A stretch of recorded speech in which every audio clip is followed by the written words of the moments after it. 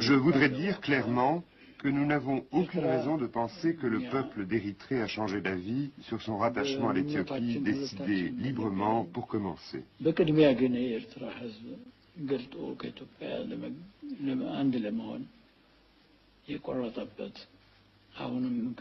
Nous ne disons pas qu'il n'existe pas de séparatistes, mais nous espérons que cela se terminera très vite parce que l'ensemble de la population ne veut pas se séparer.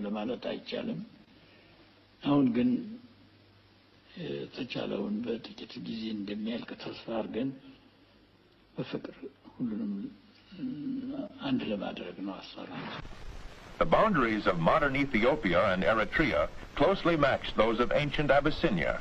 The country lies in the northeastern corner of Africa. On the northeast is the Red Sea. To the west is the Anglo-Egyptian Sudan. On the south are Kenya and Somalia. And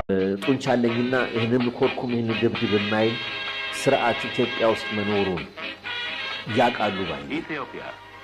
ምክንያቱም ብዙ ጊዜ ታውቃለህ አንዳንድ አንተን ጥንካሬ ሲኖር ወደ ሌላ ኔጋቲቭ እንዳይሄድ ስጋት አላችሁ ምዕራብ ሀገራት አሜሪካን ጨምሮ ነገር ግን ቴስትድ የሆነ ፎረን ፖሊሲ ስላለ አሁን ደግሞ ይሄ ሪያሊቲ ስላለ ግብጾችም ደግሞ ወደዱ ጠሉ በኢትዮጵያ እንደሚተኩና ኢትዮጵያም ታሪካዊ ባህረ ነጋሽን ታውቃለህ አሉላ ያሉትን መርሳት የለብንም ነው ኢትዮጵያ በደም ሂስቶሪካል ክሌም